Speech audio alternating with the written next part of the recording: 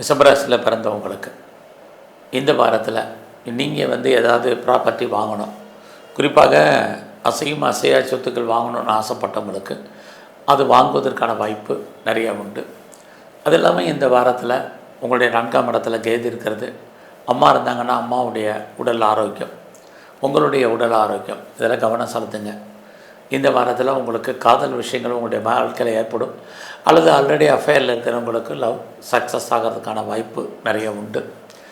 இந்த வாரத்தில் நீங்கள் ஏதாவது கலைத்துறையில் இருந்தீங்க அப்படின்னா உங்களுக்கு இந்த வாரம் புகழ், அந்தஸ்து, வருமானங்கள் கூடும்.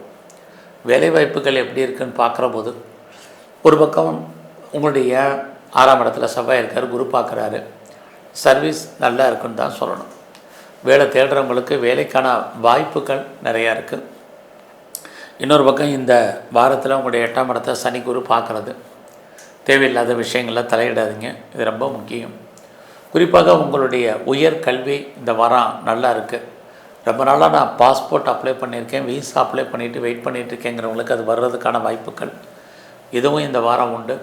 உங்களுடைய அந்தஸ்து புகழ் கூடும். குறிப்பாக உங்களுடைய நட்பு வட்டாரத்தால் மகிழ்ச்சி, நன்மை, நண்பர்களால் முன்னேற்றம், இது அத்தனையும் இந்த வாரம் உண்டு. குறிப்பாக உங்களுக்கு மூத்த அண்ணன் அக்கா இருந்தாங்கன்னா அவர்களாலும் நன்மைகள் உண்டு. இந்த வாரத்தில் நீங்கள் குறிப்பாக விநாயகருடைய வழிபாடு இந்த வாரம் முழுவதும் உங்களுக்கு ரொம்ப முக்கியம்.